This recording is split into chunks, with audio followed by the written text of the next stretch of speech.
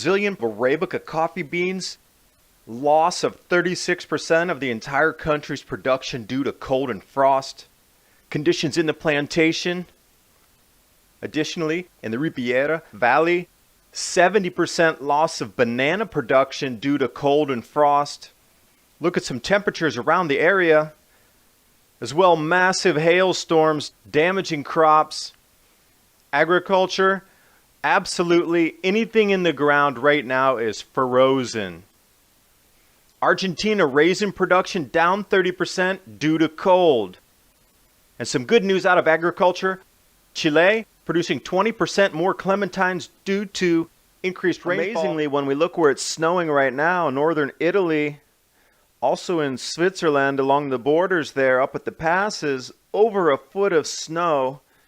Road clearing, keeping things open. Even the locals are saying how strange and unusual this is.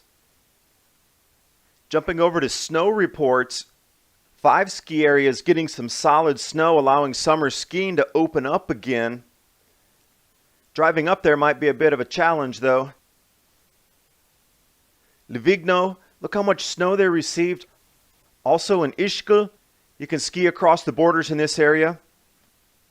In J2 Ski having the Austria snow forecast, look at the areas still expected to receive snow over the next few days. I love this one here, camping in the snow, and this snow fell down to 1,500 meters. And it was much more than a thin layer and a dusting of snow. You can't have that much snow on a mountain, covering a mountain, and it's a dusting. That's literally a foot of snow or more. Taking a look at the 7-day forecast, they're expecting snow out until the 18th on Monday. Summer holiday in the European Alps looks more like December than it does July. Getting a little further down, snowy crystallized ice right down in Davos, 1,600 meters still snow. That dude's window. He's like close to going under.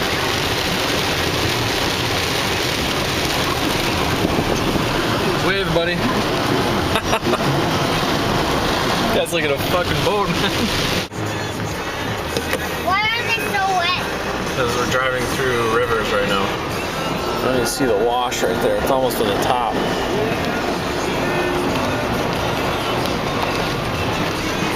Way over the sidewalk, all the way up to the sign. I'm afraid we're not going to make it. Oh, chill out, buddy. We'll be good. Fine. Someone slapped me.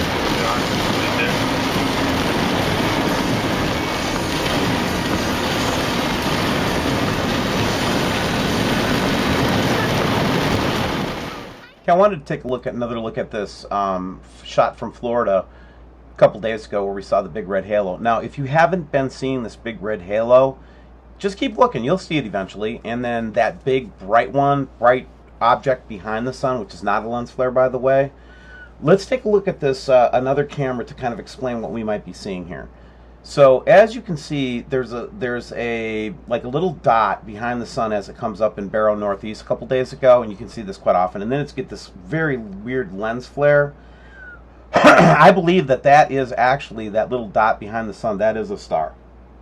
It might be two. It might be blue and red. Hard to tell. But we get different refractions and reflections off of it. So I'm just saying that I think that it is the same.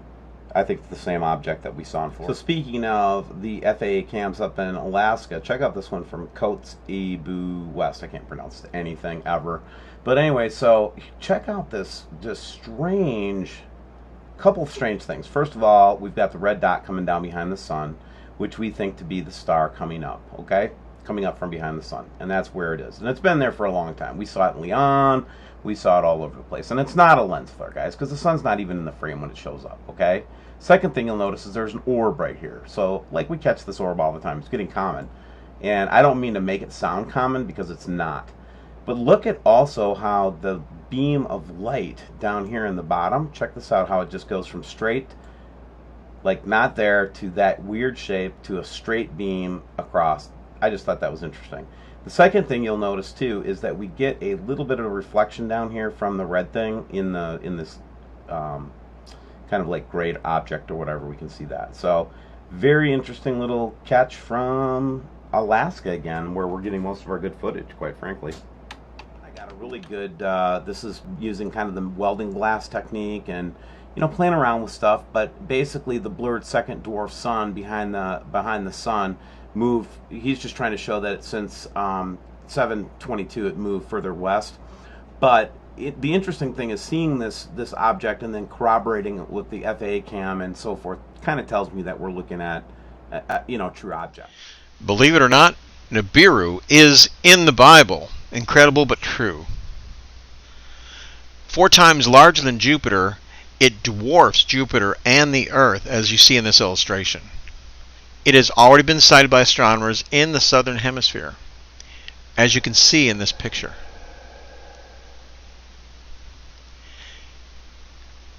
Citing deviations in the movement of Pluto, NASA has been tracking it for over 50 years. Russia has been preparing by completing the construction of 5,000 underground shelters in Moscow in 2012. FEMA has prepared by purchasing millions of plastic containers for coffins. I know you've heard of them. You're probably familiar with this. And here's the images. What are they preparing for? The United States has embarked on a 24-hour, 7-day-a-week effort to build massive underground shelters for over 30 years. These are reserved for government officials and high-ranking military personnel. Deviations of the movement of the sun proves the existence of an object of significant gravitational pull coming into our solar system. Here is the orbit. It will enter into our solar system and pass between the Earth and the sun, blocking out the light of the sun for about 3 days. And the Bible says, "And I beheld when he opened the 6th seal, and lo, there was a great earthquake. And the sun became black as sackcloth as hair, and the moon became as blood."